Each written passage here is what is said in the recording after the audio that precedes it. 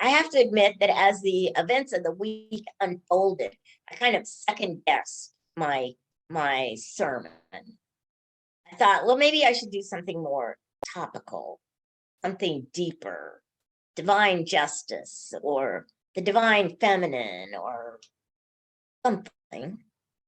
But I realized that when there is the greatest chaos outside us, we must find ways to be gentle, to be kind, to not be drawn into the ugliness.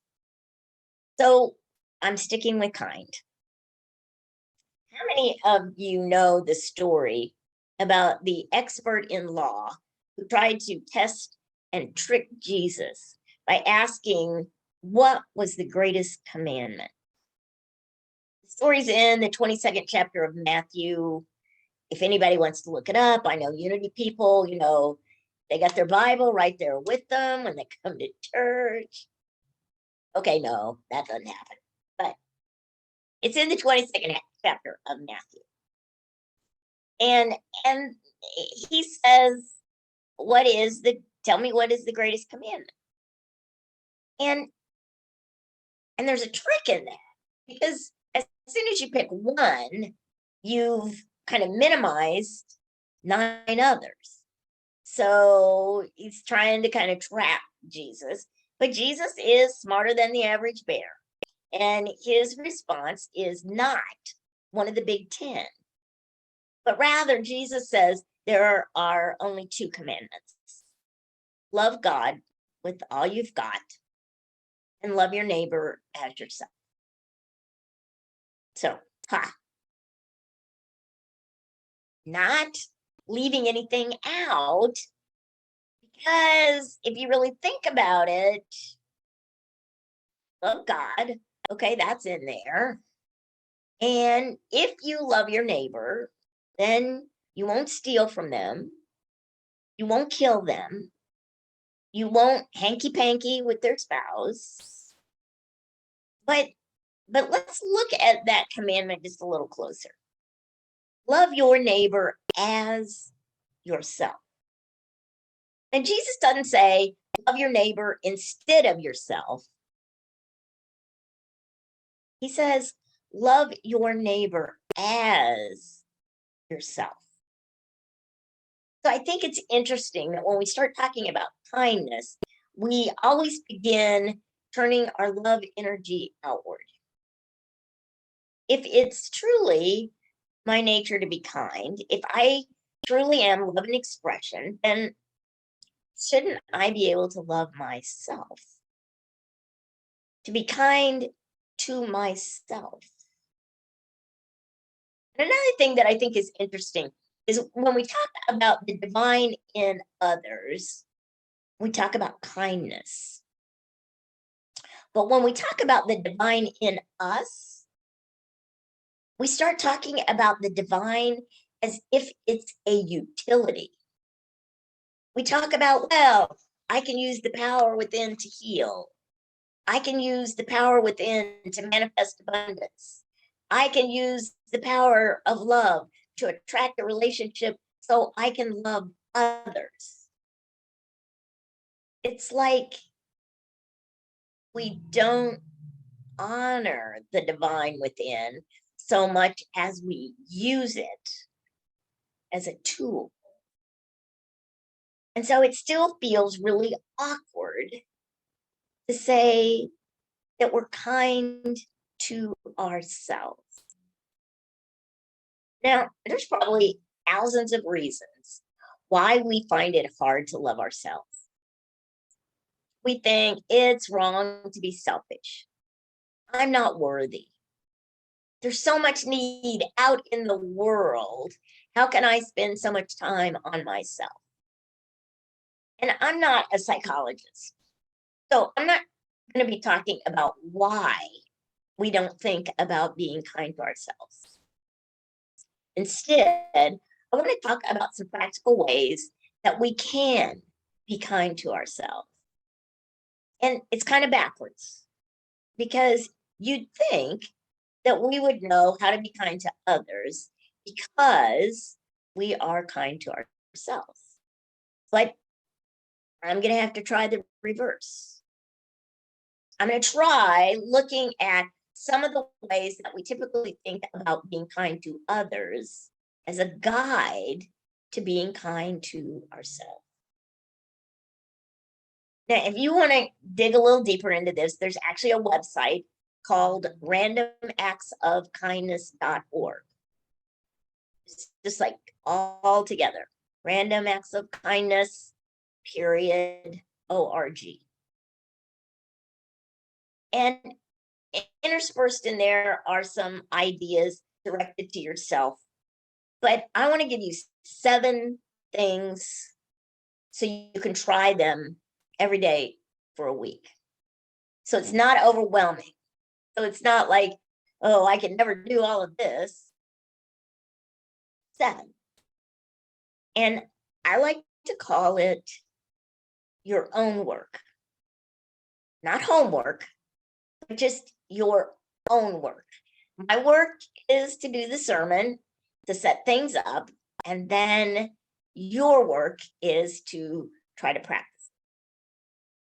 And it's interesting because I've practiced these 7 things that I'm talking about. So, because I am always very cautious when I do a sermon, because I know intuitively that the universe offers me an opportunity to live the sermon during the week, and it contributes to the material that I write about. And so, I'm really careful if I'm doing a sermon on faith or strength or healing or something like that. So you can take notes on the 7 things, and I invite you to notice any discomfort or judgment that arises, not only as I say the things, but as you do them, as you implement them during the week. And if there's something that I say that you say, I'm not doing that, really do that one, because that's the one you're going to have some stuff around. And why do you think it's hard to do these things? And is there one that's harder than the other? So just kind of sit with that for a while, and as you do this, but here's the list. So number 1, go to the dollar store and buy a bottle of bubbles for yourself, or a kite, or finger paints. Being kind to our inner child. Think about yourself as a child. And did your inner child get to play back before there was an old you? Back when there just was the child? Did you get to play a lot? And how much does that inner child get to play now? Notice that sometimes it's easier to be kind to children. So we'll kind of start gently with the gift of play and play for your inner child. And when I say play, the things I outlined that you could get at the dollar store are not competitive games. When I say play, I don't mean tennis when there's somebody to beat. I don't mean a workout. I mean just play. Life is not a competition. No matter how much we teach our children to compete, no one's going to get out alive. So forget the competition and just take a moment to value the restorative power of play as you are kind to your inner child. The second thing is to get a bouquet of flowers for yourself. Brighten your interior space. So how often do you give yourself flowers? It can be from your garden. Doesn't have to be store-bought flowers. It's trickier if you're planning on it being from your neighbor's garden. So I'm not recommending that, but get a bouquet of flowers. An interesting thing, I got my bouquet of flowers yesterday, and I was with my mother, and my mother is, that's a whole different sermon, but I was picking these flowers and she was like, well, what about these? This has this in it. And what about these? And I finally just said, Mom, why can't I get the flowers I want? Oh, well, she didn't have a good answer for that. So, so interesting things come up as we do these things. I don't know if you've noticed, but the pandemic, quarantine, difficult weather have all driven us inside more. And it's easy to feel trapped. It's easy to feel that our creativity is being pinned in and we can become anxious. So I invite you to create a space you enjoy being in. And if flowers inspire you to tidy up a bit, that's okay. Just create some beauty just for you. Number 3, smile each time you go by the mirror. Now, I know some people tell you stand naked in front of a mirror and love yourself, but that's like asking someone who can't swim to dive in the deep end. I just think we have to work up to that whole naked in front of the mirror thing. Let's just start with smile. Smiles are contagious. Did you know it works on yourself? It's kind of like self-hypnosis. And think about what we usually do when we walk in front of a mirror. We're like checking to see if we have spinach in our teeth, or we're fussing with our hair, or we're counting wrinkles. Try just smiling at yourself. You can even kind of do that little Mona Lisa smile, and I wonder what they're doing in there in the head.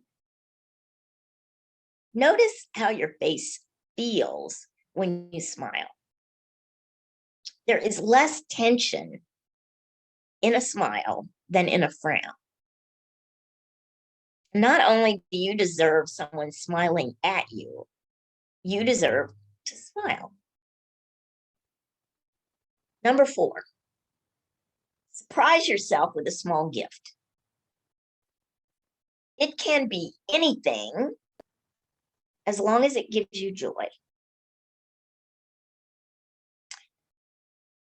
Try not to make it seem like work, like giving yourself a vacuum cleaner, unless you just have some sort of extraordinary joy in the physics of sucking dirt up into a machine. There are lots of ideas of what to gift others. You know, gift certificates or massages, or think about what is something you'd never give yourself. You would give somebody else, but it's something you'd never give yourself. Think about that for a minute. And think about, you know, if you think of something, then you're like, no, not that. Do that. Do that. And try to discern what is your resistance to giving yourself a gift. Number 5. This is an interesting one. Schedule an hour to do what you want. We talk a lot about giving others the gift of time. And I don't know about you guys, but even in retirement, I'm a mother, I'm a daughter of an aging parent, I'm the pet mom of 2 special needs animals, I'm still a minister, I'm a volunteer, I'm a friend, and I spend a fair amount of time focused on the needs of others. My priority is often what is kind for them. So what is it that you long to do? I invite you to schedule it just like you would a necessary appointment. You need to be kind to you. It is necessary for you to have time for you. It's not a luxury. And bonus, if you have to ask for help in order to schedule time for yourself, it is two kindnesses in one. Because we are often not good at either asking for help or receiving it. When was the last time you asked for help? Yeah, long pause. Crickets. So take time for yourself and ask for help if you need it. Number 6, fix or purchase your favorite healthy meal. Enjoy the process. Savor it with all your senses. Feed yourself in ways that feed your soul. Oftentimes, unkindness to ourselves looks like just putting food in our mouth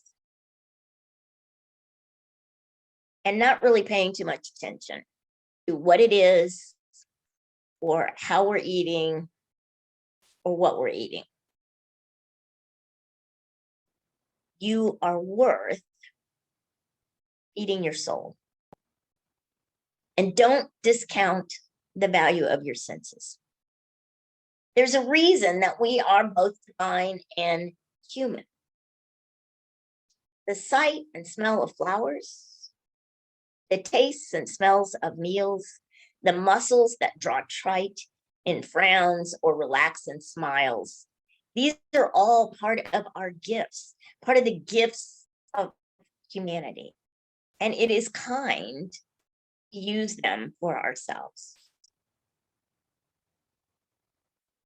Number 7,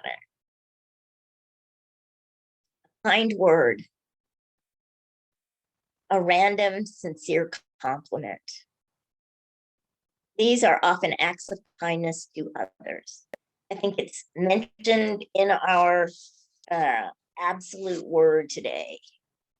Send a note, give a compliment. When was the last time your inner dialogue was encouraging to you? Your inner dialogue. We think about ways to be a good friend to others. We think about ways to be empathetic with others. And sometimes we do not have that same capacity with ourselves. We are more patient with others than we are with ourselves. We are more forgiving of others than we are of ourselves. So, what is something you would never tell yourself? The affirmations made famous in the movie The Help were, I don't know if you've seen that movie, The Help. Viola Davis is a nanny. She's the help for a white family. And there is a chubby little girl whose mother is a beauty pageant queen. And the mother is kind of severe with the child.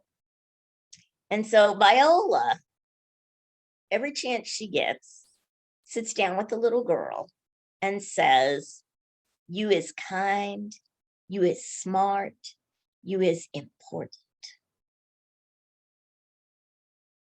You is kind, you is smart, you is important." These are not words that little girl heard from her parents. So I want to invite you to write 3 self-affirmations of encouraging words to yourself. You are comfortable. You can use I am. But you can also use you are if you promise to say it to a mirror. And if you want to imagine that Viola Davis is God and is saying these words to you, that can be helpful imagery also. It's okay. Whatever tools we use to allow ourselves to access the truth of our being. So 3 affirmations that I wrote were, I am love in action, and what I do is amazing. I am beautiful inside and out. I am wise and compassionate to myself.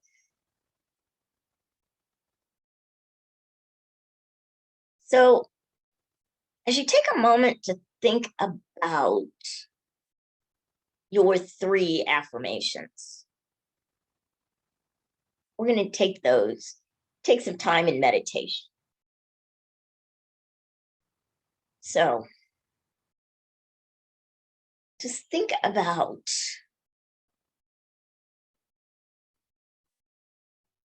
messages to speak to ourselves.